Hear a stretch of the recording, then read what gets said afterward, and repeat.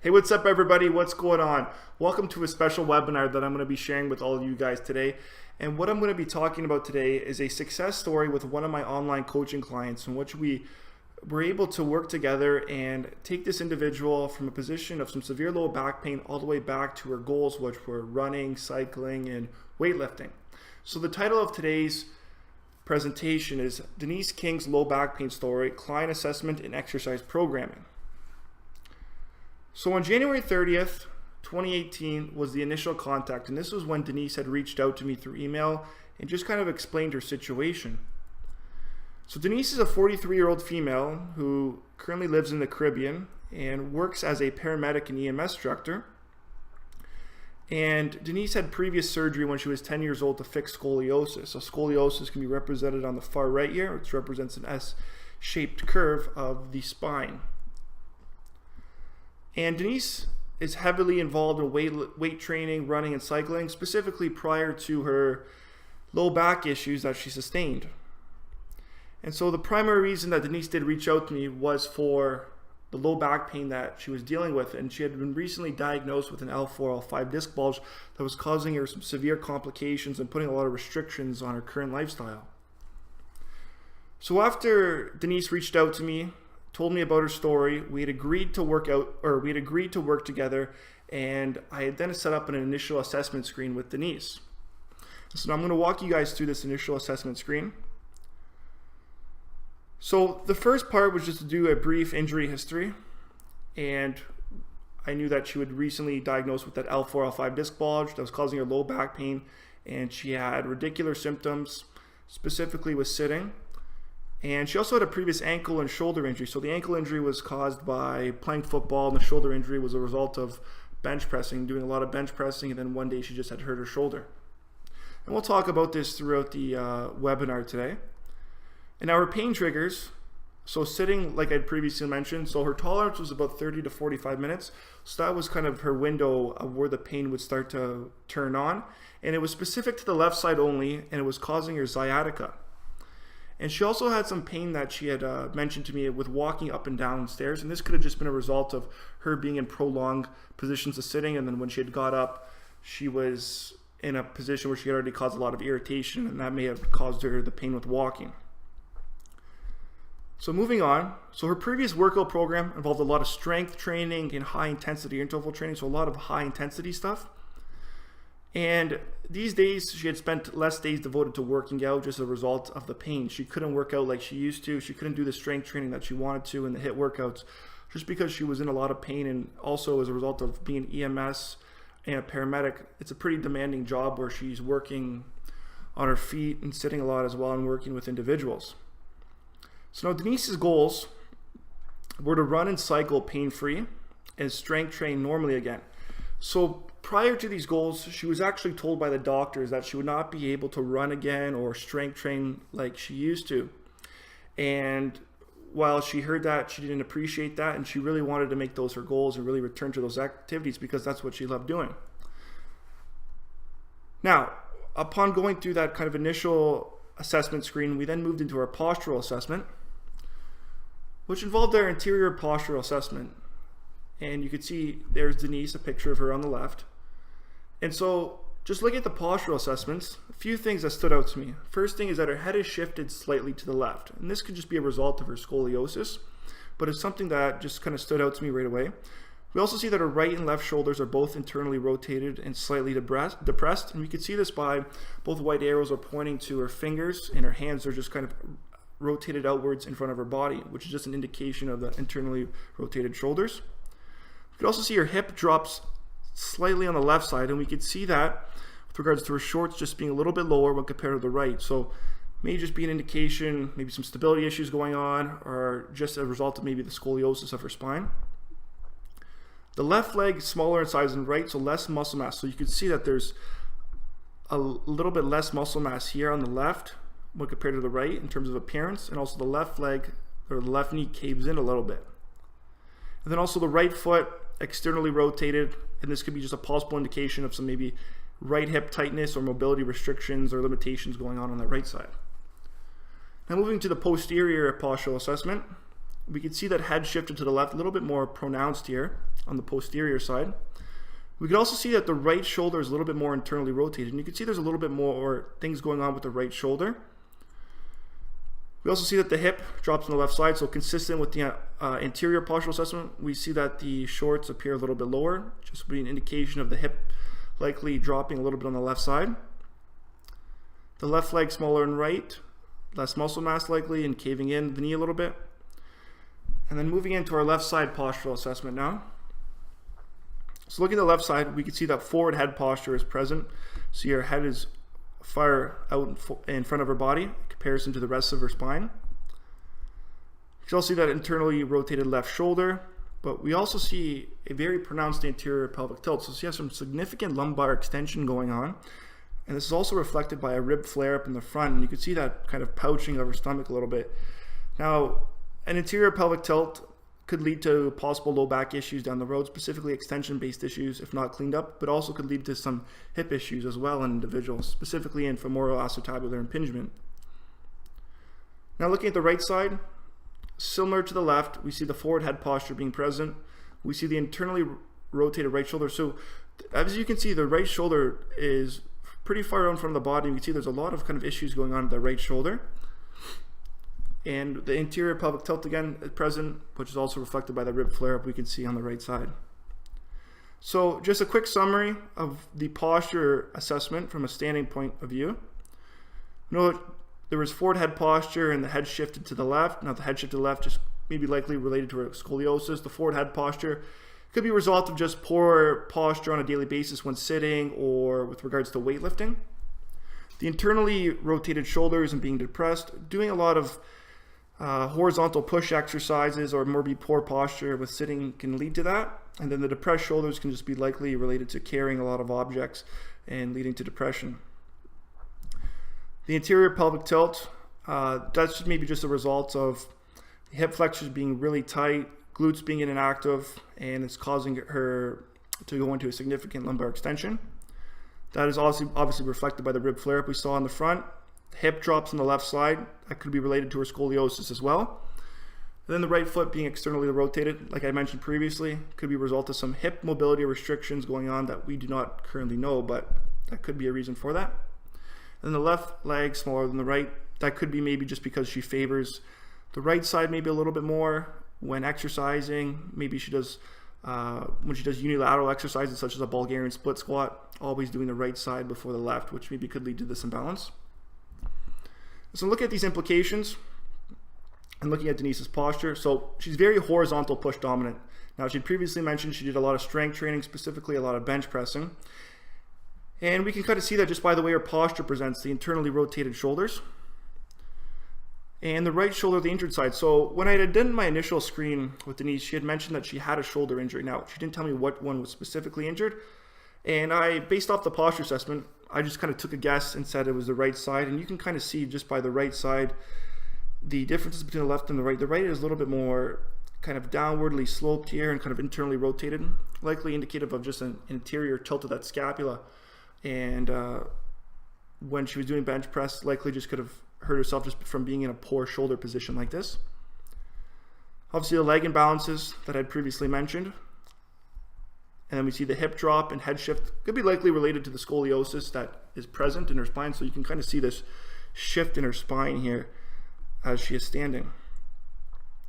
And now looking at the postural assessments needs. So now we know the implications. We did our assessment. Now what does she need specifically? So less horizontal push would be important. So less bench press and more rows to kind of counteract that very internally rotated shoulder and try to bring the shoulders back and get her into a better neutral position. Anterior core control and stability. So we saw that she lives in an anterior pelvic tilt. So helping to develop that anterior core, getting better control over that core as well, and developing some stability to help get her back into a neutral position. Some hamstring and glute work. So we know that she has imbalances from left to right, and we know that she does live in that anterior pelvic tilt. So some hamstring and glute work would definitely be beneficial.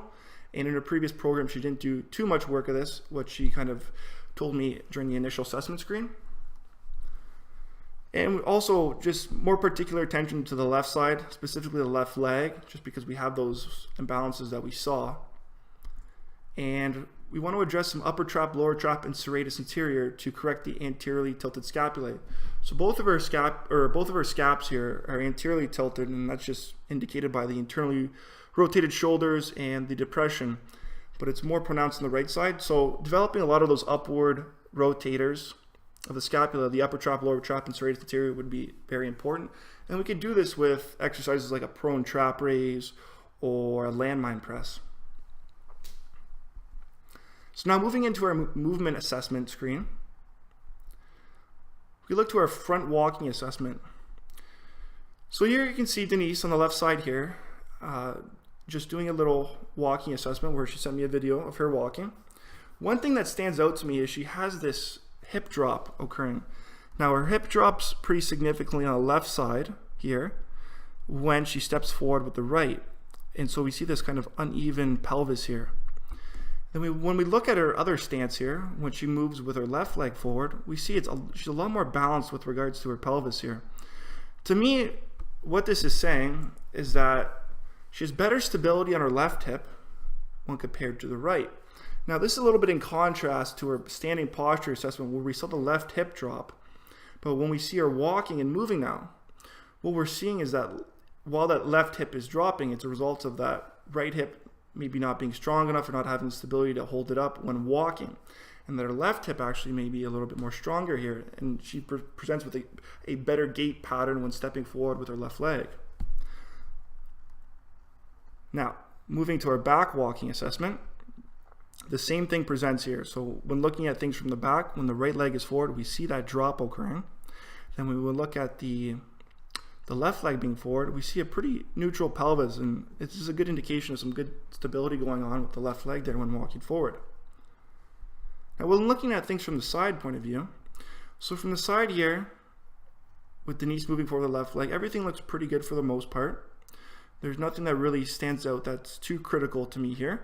But when looking at the right leg moving forward, we could see that that right foot externally rotates pretty significantly when she walks. And this was also correlated to what we saw in the posture assessment where she stands with her right foot externally rotated. So likely related to maybe some hip issues going on.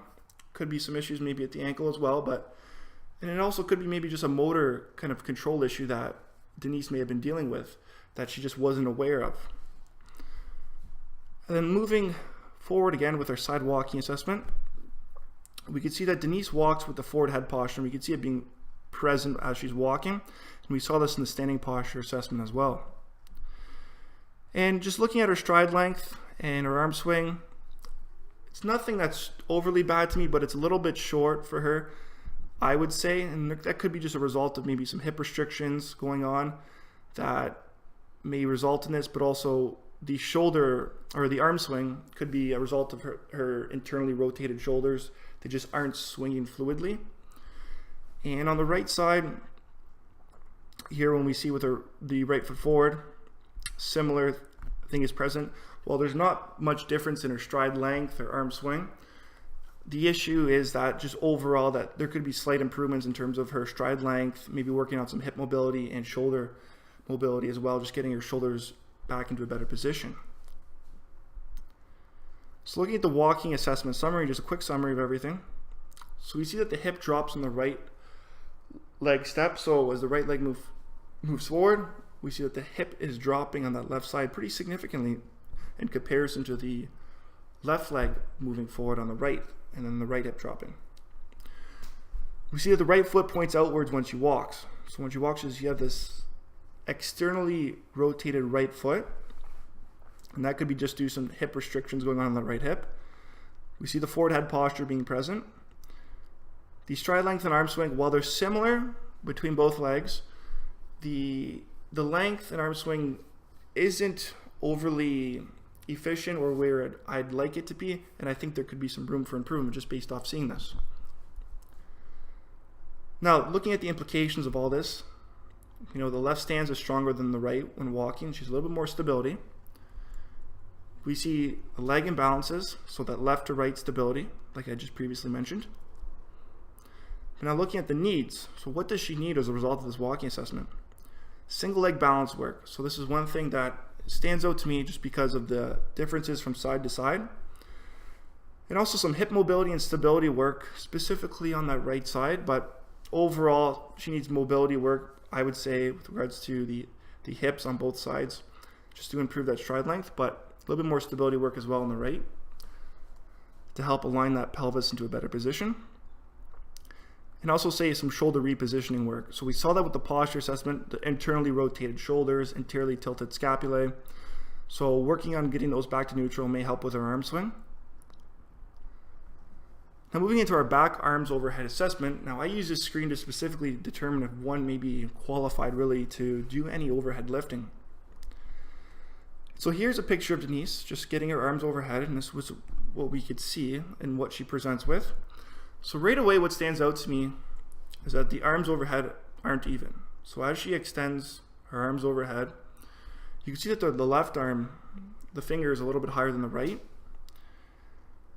And then you can also see that the left is slightly more abducted than the right as well. So her elbow is further away from her head on the left side when compared to the right. And overall, she just can't get overhead clean. It doesn't look clean, the position that she's in. You can see the scapulae, they don't move very well. And we saw that with her standing posture. And with her standing posture, we saw that internal rotation. We saw the anteriorly tilted scapulae. So my question now to all you guys, would you consider this person be cleared to overhead press? Now I'll save that, let you guys think about that, and I will touch back on that in a few slides and let you know my personal opinion. So looking at the left arms overhead now, we can see the forward head posture just being significantly present there. So she compensates by going into the further forward head posture to get her arms overhead. It's not something that we want to see. It's something that definitely would need to be corrected. We also see the anterior pelvic tilt being present, so we see the compensation when she gets her arms overhead. She goes into further lumbar extension, and we see that rib flare up again in the front side. So she's compensating by going into lumbar extension and engaging that rib flare up to get her arms overhead. Looking at the right side, we see the same findings as the left. We see the forward head posture, we see the anterior pelvic tilted, and we also see the rib flare up in the front. All these are just signs of compensation that she engages in order to get our heads overhead, or arms overhead. So just a quick summary of the arms overhead movement. So the arms overhead aren't even. We saw that she can't get overhead clean. The left is slightly more abducted. The scapulae just do not move well. And she also presents with a forward head posture, anterior pelvic tilt, and the rib flare up, which are all compensations that she goes into to get her arms overhead. So looking at the implications of this now, she's lacking good scapulae upward rotations. So we kind of found that on the posture assessment, but it was further confirmed on the arms overhead movement here. And she engages in compensation, like I previously mentioned, with anterior pelvic tilt, forward head posture, and the rib flare up. So we see shoulder imbalances as well from left to right, left being slightly more abducted, but also that right shoulder being a little bit more internally rotated, which we saw with the posture assessment. And overall, this individual is not qualified for bilateral overhead lifting, in my personal opinion. Given Denise had a previous shoulder injury from bench pressing, and seeing the way her posture presents and the way she gets her arms overhead, I would not qualify this person for any bilateral overhead lifting. So if you think about it, if you were to put a barbell in Denise's hands here and loaded her up, and she engages in all these compensations, anterior pelvic tilt, forward head posture, rib flare up, and considering where her shoulders are and her kind of injury history of shoulders, probably not the best thing to do. And if one were to do this, likely could be in a position to re-injure themselves or cause some issues down the road. So what does she need now in terms of this assessment? So she needs some soft tissue work, specifically on the pec minor, rhomboid major, minor, levator scapulae. So these are all downward rotators of the scapulae. You know, the pec minor is going to be short in the front for both sides, just as a result of the anteriorly tilted scapula.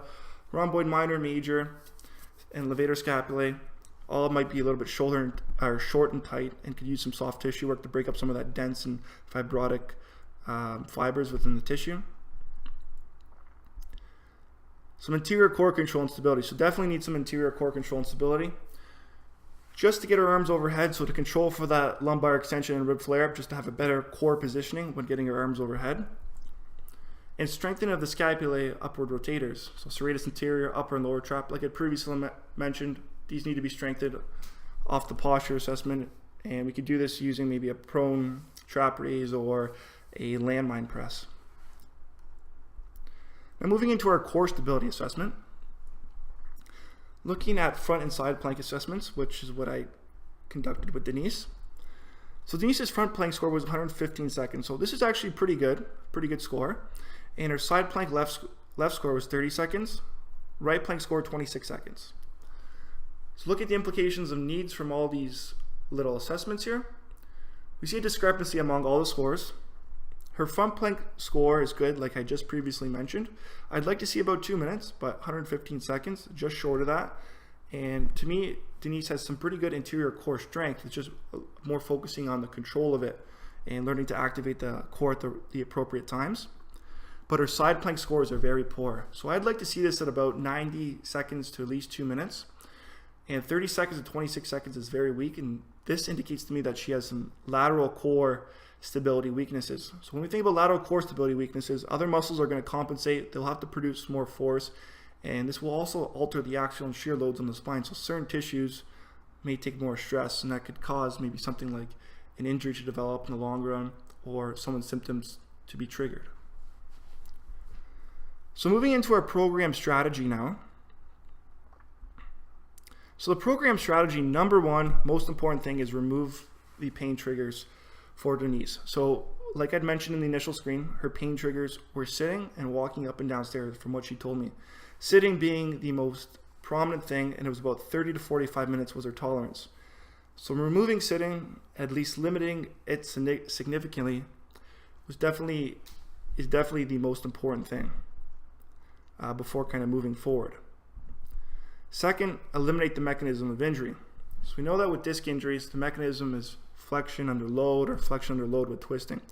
So eliminating that would be absolutely critical for Denise. And we can see a picture here of just poor spinal position, which this individual is engaging in when bending over. Not something we want.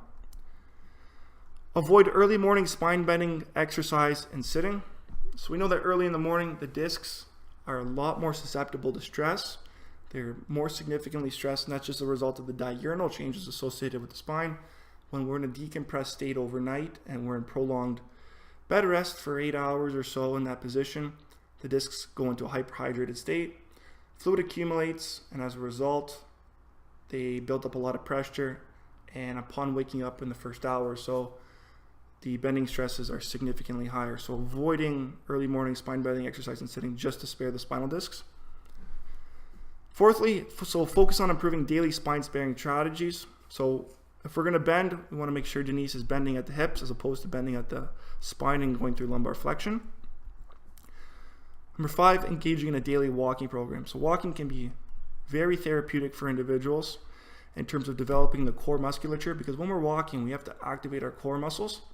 And so going for daily walks can help develop some of that musculature, but also may relieve symptoms. And we know that Denise's pain triggers were, well, specifically was sitting, so walking is something that actually gave her relief. Number 6, daily core stability training. So getting in the habit of performing daily core stability exercises. Now the reason we want to do daily core stability exercises is to really work on focusing on developing the core musculature of Denise, specifically the lateral core musculature, because we saw by the side planks, she's very weak in that regards. But also daily core stability exercises have been also shown through research to help carry over some residual stiffness throughout the day in the spine, which could help with individuals with adding a little bit of stiffness to them. 7, you want to improve her posture, movement patterns, and imbalances that exist. Just get her into a better position, get her into a better spinal position so she's better prepared for certain activities, such as weightlifting or running for that matter. 8, we want to work towards building capacity now for strength training, running, and cycling. So, like I mentioned earlier, Denise's goals were to get back to strength training, running, and cycling. So now with regards to all that, we want to work on building up capacity so she can do those activities pain-free, and she could work with regards to those different goals and be able to do them. And then 9, ultimately maintain all the above. So just maintain all the above after we've achieved all these goals. Now, moving into our exercise program. Now I'm going to step out of this PowerPoint for a second. I'm going to take you guys over to Excel. I'm going to actually show you Denise's exercise program and what I had put together for her and some of the comments that she had told me and showed me and how I kind of set up the process with my clients. So here is Denise's exercise program, as we can see over Microsoft Excel or shared Google Docs here. And this was the first workout, week 1, and we can see workout 2, week 1, that I put together for Denise. And so what we have here is, just to walk through this quickly, so the first workout, we have our sets, total sets, repetitions, the tempo of the exercise, total time under tension, our rest period in between each set, and then just some additional notes. And then each exercise here is linked to a video on how to perform it. So if I were to click on it, cat camel exercise, it's going to take me to a video here on how to perform it in my exercise database.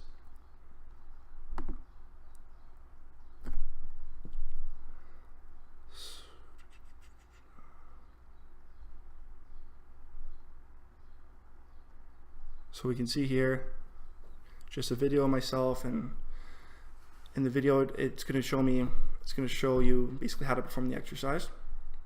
But going back, anyways, we can see that then side plank regression we have put into here. Now, like mentioned previously, we wanted to focus on lateral core stability, so we're really focusing on the lateral core and doing some side plank or lateral core stability exercises, so focusing on that. I think a glute bridge to focus on the glutes, side lying hip abduction to focus on those hip abductors, McGill crunch to focus a little bit on the interior core, and then the bird dog to focus on a little bit of rotary stability, but also focusing on a little bit of hip and shoulder mobility as well with regards to this exercise. And then as you can see, these are the reps that Denise inserted and what she performed for all of them, and then she has comments here. So just to kind of go through a couple of these quickly. This exercise was notable on each side. I'm definitely weaker on my left side, and my range of motion is mess on my right side. I can't squeeze my glutes as much on my right side compared to left. I'm noticing more how much I am misaligned here. Was only able to get 10 reps on each side for my second set. And as you can see, just Denise commenting on each exercise, just keeping me updated to the process. And then we can scroll down here to our second workout. It's the same workout. And the thing was, I just wanted to get Denise in the habit of performing just a daily core stability routine, and this routine was performed pretty consistently for her, or at least I had it for her performing consistently throughout the early stages of her program, and you can see it just so on continues. So moving into week 2 now, we're getting into some actual general strength training. So we were actually able to make some pretty good improvements after the first week. And so while those previous workouts and the previous slide aren't present here, I still had Denise performing them routinely every day, but now we were doing some just general strength training here.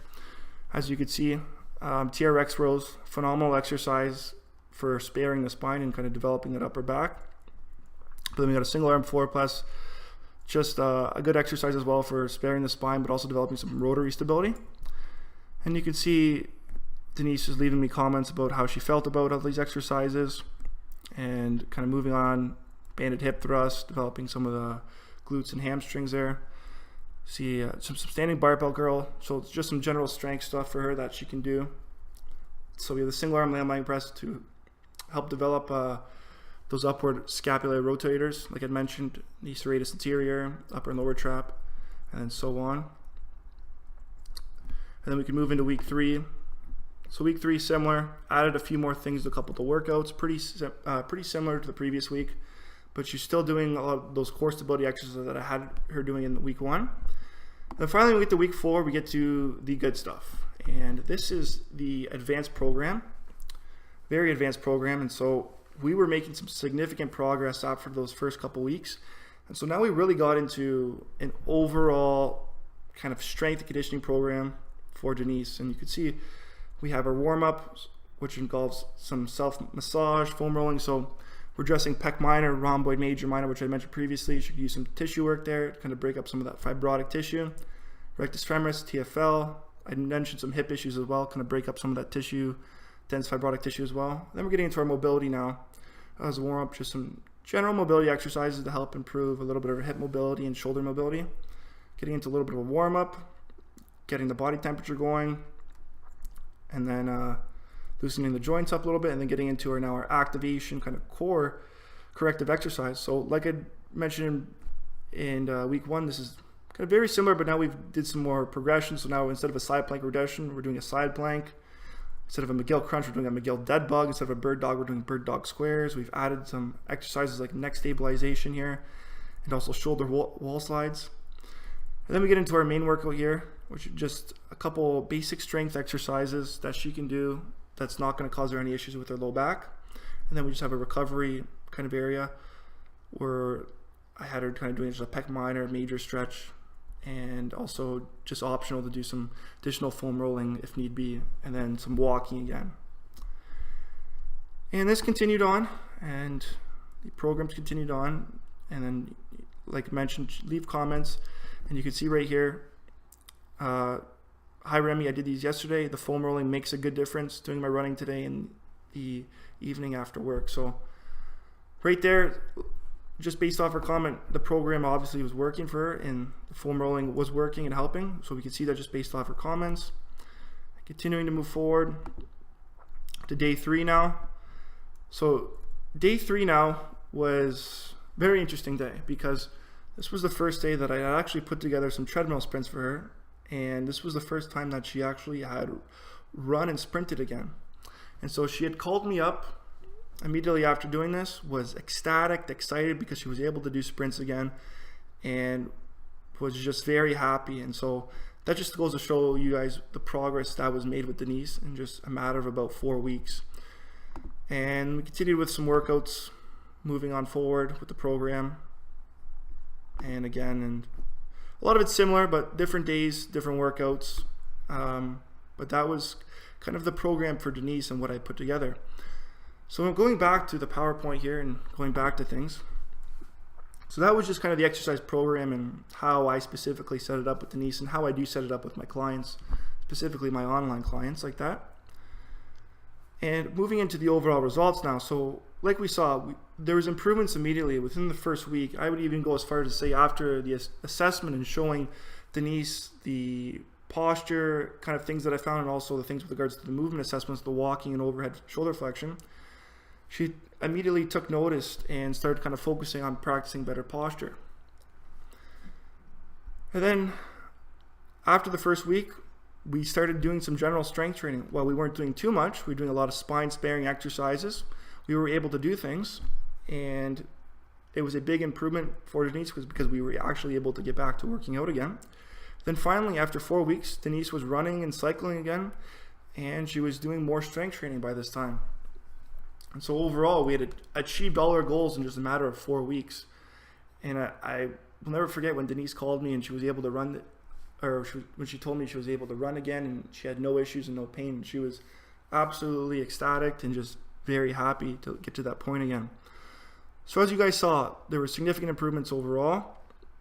And I'll say in the early stages, a lot of it was more so just about education, practicing good movement patterns, avoiding morning exercise, avoiding pain triggers, a lot of those things, but then also sticking to a daily walking program, sticking to a daily core stability exercise program, sticking to spine sparing exercises. All of those kind of made the differences. So in summary, Denise had the L4, L5 disc bulge causing left side low back pain. She had pain with sitting, so that was her big trigger. And she was told she wasn't able to run, jump, or push weight again from the doctor. And we basically proved that doctor wrong just by showing you guys over the 4 weeks what we were able to achieve. Like I mentioned, her goals were to strength train, run, and cycle again, and we did that. We did the posture, movement, and core stability assessment, the program strategy and exercise program that we put together. And then after 4 weeks, all her goals were achieved, and she was able to get back to those activities that she wanted to do again. So in conclusion, where is Denise today? So we're actually still working together. Now we're doing more strength and conditioning with Denise, just kind of still focusing on improving her overall general fitness and strength, because that's her kind of goals now. She just wants to get a little bit more stronger and kind of maintain what she has. And we're still working together. She's enjoying life again. She's doing a lot of activities she wasn't able to do again. And she's still working as a paramedic. And now she's actually involved in personal training, and she's helping others currently as well. So, like I mentioned, Denise saw a lot of improvements in just a matter of 4 weeks.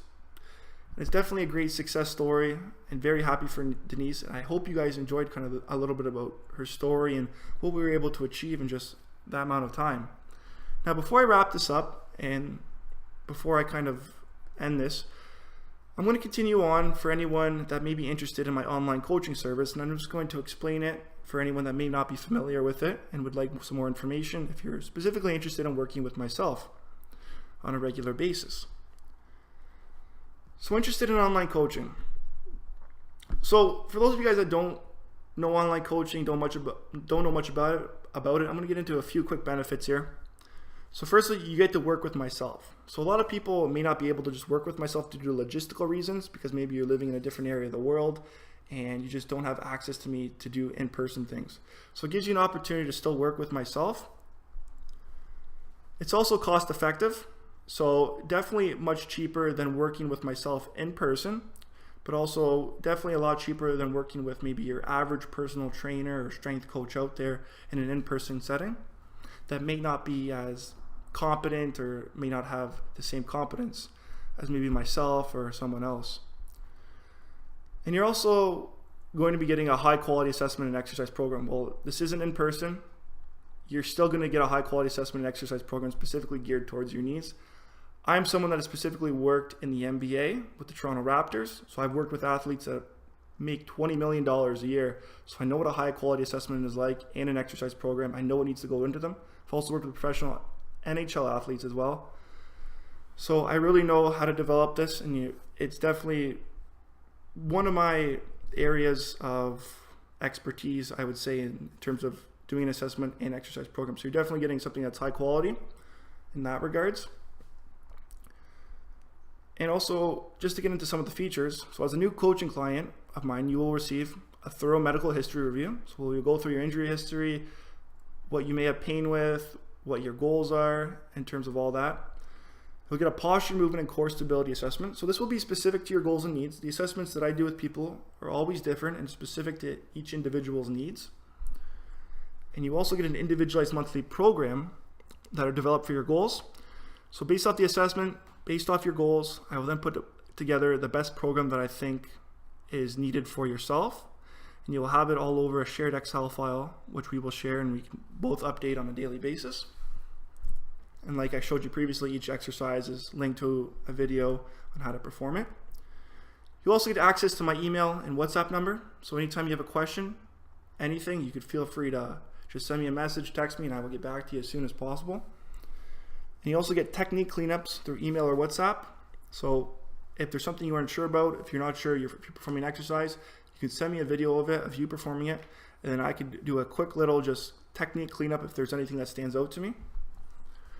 Then also you get access to my exercise video database. So there's a lot of exercises that I do not have that are made public on my YouTube channel, and a lot of them are private, and you will get access to that. And then looking at the cost now. So what is the cost? So I charge $300 US per month. And so, like I said, this is cost effective because if you look at your trainer at a local gym, they may be charging anywhere from $500 to $1,200 per month, and you never know what you're really getting with your just typical trainer at your local gym. So it gives you an opportunity to work with myself, but also at a cheaper rate. And I also do offer a 30-day money-back guarantee. So if online coaching isn't for you, or maybe things just don't work out between us, or we don't notice improvements after 30 days, then I do offer a 30-day money-back guaranteed for yourself, if it just doesn't work out for whatever reason. So there's no real kind of risks and everything in terms of that regards associated with it. Now I do offer an alternative option. Maybe if the money's too much, I do offer an online consultation, which is $150 US per session. And this is just a one-time thing where I'll do a medical history review. I will do an assessment, core stability, posture, and movement assessment but the only difference is I'm only going to be giving you specific strategies to kind of point you in the right direction, and you're going to be doing things on your own. So it's more geared towards if you're just looking to do things on your own and looking just for some quick advice on things. Now, personally, I feel that most people get more out of the online coaching service, and I feel like for anyone interested, they would get a lot more out of that as well, just because they're getting consistent access to myself, and they're getting the assessment still, but then they're also getting the program developed to their needs as well. And so if you're interested in online coaching, and feel free to email me at askcoach@remisovran.com if interested. Just tell me a little bit about your story, your goals, and what you would like to do, and then we will determine if it's a good fit. If we determine it's a good fit, we can then set something up and get things going. And if you have any questions or anything that you would like to ask me as well, feel free to ask me that as well. Just send me an email. I'll be happy to answer that, and we can discuss whatever that is you may want to ask me. So that's it for this little webinar, guys. I hope you guys enjoyed this. I hope you guys enjoyed Denise's success story and the process of just taking her from the position of low back pain and getting her back to her goals, which are running, cycling, and doing some strength training again. Hope you guys enjoyed that, and also hope that can provide maybe some inspiration, motivation to you guys. And if you guys are interested, like I mentioned in my coaching service, feel free to just send me an email and we could set something up and go from there. All right, guys. So I'm signing off now. I wish you guys all the best and take care.